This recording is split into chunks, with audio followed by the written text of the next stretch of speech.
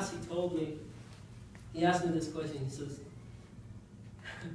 what do you call a Mexican without a lawnmower? I'm cutting grass. And I was like, and he's cutting grass, and he comes back cutting the same row. And then I don't know, I told him. And with a smile on his face, he says, unemployed. And I was like, okay, I didn't think about that. That's good. But let me tell you this, you don't want to be an unemployed Christian. Amen. Just like that joke, you don't have to be like the Mexican without a lawnmower. You don't have to be an unemployed. Do not be an unemployed Christian. Employment is active, and the employment aspect is engaging to serve God. It's active. When you think about employment, you're working, it's active. There are many ways that you can be actively involved in the ministry. Paul Chappell, the pastor of Lancaster, he said that there was a lady in the church who had recently got saved. Well, at that time, who had just been saved, and she was 70 years old. Old lady getting saved.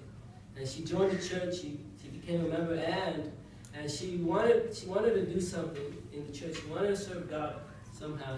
And she was kind of like begging Pastor Chappell to put her in some way in the ministry of the church there. And so he finally says, okay, ma'am, sister, you can be in charge of the vacuum ministry. And she was so excited. I was like, okay, that's good. But she wanted, even as an old lady, she wanted to do at least something for God while she was, been saved. And so he put her in charge of the vacuum ministry. But there's many ways you can be actively involved. You can be involved in soul winning. If you haven't been out on Saturday, that's a great opportunity for you to see a demonstration of the gospel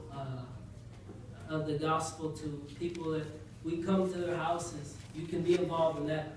And I would encourage you to at least make it out 1 week. And then you see the demonstration, and then you practice that. And then you get involved in that ministry. You can also invite people to come to church. These cards that we sent you, that we gave them to you, you can use that as an invitation to people to come to church. Last night I told my sister, I was like, you want to come to McDonald's with me? And that afternoon I was praying to God, take this fear away from me. I want to invite my sister to church, but I'm afraid to do it. And family is hard for me to reach out to. And so she agreed to come to McDonald's with me. And I bought a milkshake, and she bought a sundae. Well, I bought it for her. And then at the end, I said, hey, thank you for coming with me. And I pulled out one of these cards in my pocket. And I said, I want to give this to you. I said, you're invited for us to come. I was like, you're invited for you to come. And she got excited. She was like, wow. She's like, okay, I'm going to bring me and Julius, that's my nephew, her son. She's like, I'm going to go, and I'm going to bring my son with me. No. And I was so scared, but God took that fear away from me. Amen. You can also be involved in the bus ministry. Cyrus is very good. He's been doing this for many years. And I enjoy it. At first I did it, but I enjoy working now with the bus kids. And you can also host a Bible study. Amen. You also host a Bible study. There's many curriculum out there. And a lot of it's free on the internet. You can print it out.